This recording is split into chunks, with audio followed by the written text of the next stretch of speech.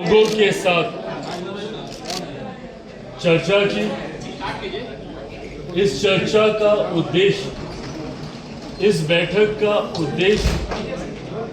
Industry और ministry के बीच की दूरी को मिटाना है। जो कठिनाइयां, जो परेशानियां फूड प्रोसेसिंग इंडस्ट्री से जुड़े हुए लोगों को आती हैं,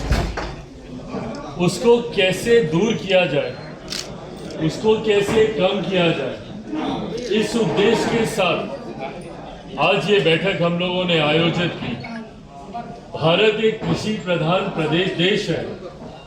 और बिहार जैसा राज्य, जिस राज्य से मैं खुद आता हूँ, एक कृषि प्रधान राज्य है। ऐसे में फूड प्रोसेसिंग का एक बड़ा महत्व है। बिहार जैसे राज्य को विकसित राज्य बनाने की दिशा में आगे लेकर जाने के लिए जब मुझे मेरे प्रधानमंत्री आदरणीय नरेंद्र मोदी जी के द्वारा इस विभाग की जिम्मेदारी नहीं भी दी गई थी, तब भी मैंने बिहारी फर्स्ट के माध्यम से अक्सर इस बात का जिक्र किया था कि कैसे फूड प्रोसेसिंग यूनिट के माध्यम से, फूड प्रोसेसिंग इंडस्ट्रीज के माध्यम से कैसे हम लोग अपने प्रदेश को विकास की गति दे सकते हैं। अगर हमारे राज्य में अलग अलग जगह पे प्रोसेसिंग यूनिट्स खुलते हैं तो न सिर्फ हमारे किसानों को इससे आर्थिक लाभ होगा, बल्कि हमारे राज्य का राजस्व भी बढ़ेगा और हमारे प्रदेश के युवाओं को रोजगार के अवसर भी मिलेंगे। और जब मैं प्रोसेसिंग यूनिट्स का जिक्र कर रहा हूं तो मैं बड़े उद्योगों का ही जिक्र नहीं कर रहा हूं, मैं उन छोटे उद्यमियों का भी जिक्र कर रहा हूं जिन्होंने छोटे स्तर पर ही सही पर एक अपनी पहचान बनाकर जॉब सीकर से जॉब गिवर्स की भूमिका में वो लोग आए हैं। भले वो स्मॉल एसएचजीज हों या माइक्रो एंटरप्राइजेस हों, और बड़े उद्योग तो हैं ही इसमें जिन्होंने अपना योगदान देने का काम किया। ऐसे में आने वाले दिनों में बड़ी सोच के साथ हम लोग बिहार में प्रोसेसिंग यूनिट्स को बढ़ावा देने के लिए हम लोग कार्य कर रहे हैं, जिसका जिक्र आने वाले दिनों में और प्रमुखता से मैं आपके साथ करूंगा। पर उस दिशा में जो बाधाएं हैं, जो अड़चनें हैं, उसको कैसे हम लोग दूर कर सके, उस उद्देश्य के साथ आज इस बैठक को हम लोगों ने आयोजित किया, जहां पे ऐसे लोगों को हम लोगों ने अपनी बातों को रखने का मौका दिया जो इस उद्योग के साथ लंबे समय से जुड़े हुए हैं। इस उद्योग को बढ़ावा देने के लिए उनके सुझावों को भी हम लोगों ने सुना। तो वहीं ओपन हाउस के माध्यम से चर्चा उन लोगों के साथ भी हम लोगों ने की जिन्होंने व्यक्तिगत तौर पर संभवतः अपने घर परिवार की मदद से अलग अलग फूड प्रोसेसिंग इंडस्ट्रीज की स्कीम का लाभ लेते हुए अपने आप को स्थापित करने का प्रयास किया। आज इस बैठक के माध्यम से हम लोगों ने वर्ल्ड फूड इंडिया, जो मेरे मंत्रालय से जुड़ी हुई एक ऐसा इनिशिएटिव है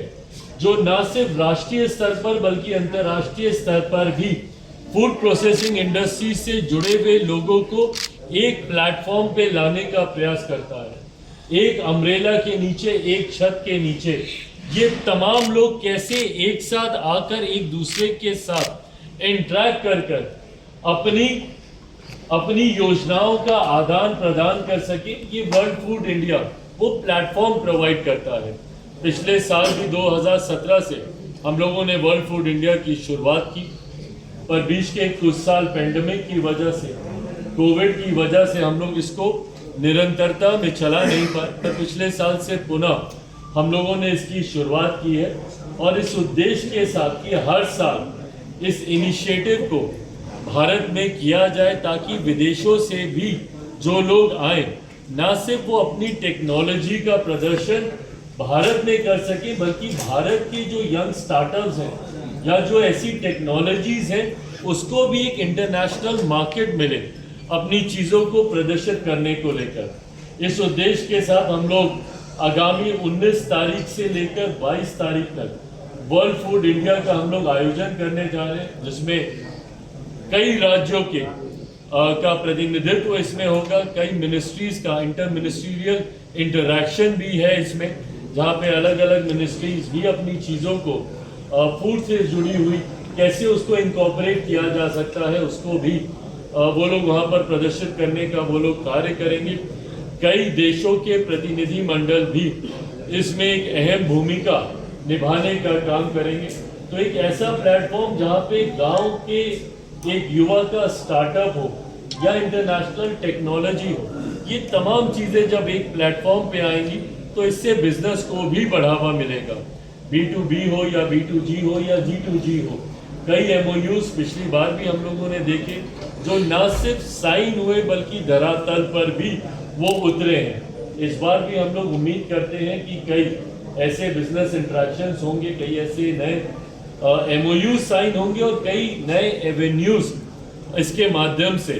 हम लोग खोलने का अवसर हम लोग को मिलेगा। तो आज इन तमाम बातों को लेकर आज ये बैठक थी और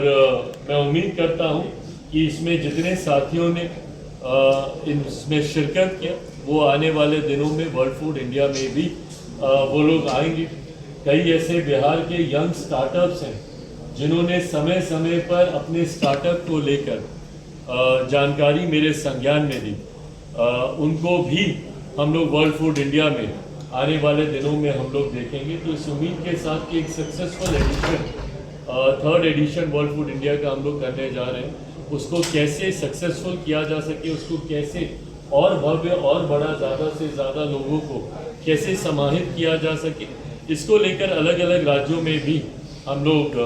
ये कार्यक्रम आयोजित कर रहे हैं। इस तरीके के रोड शोज हम लोग आयोजित कर रहे हैं। महाराष्ट्र में भी हम लोगों ने किया। बिहार मेरे लिए विशेष मायने रखता है क्योंकि इसी राज्य से मैं आता हूँ। तो आज हम लोगों ने बिहार में भी इस कार्यक्रम को आयोजित किया। अब इसके अलावा आप लोग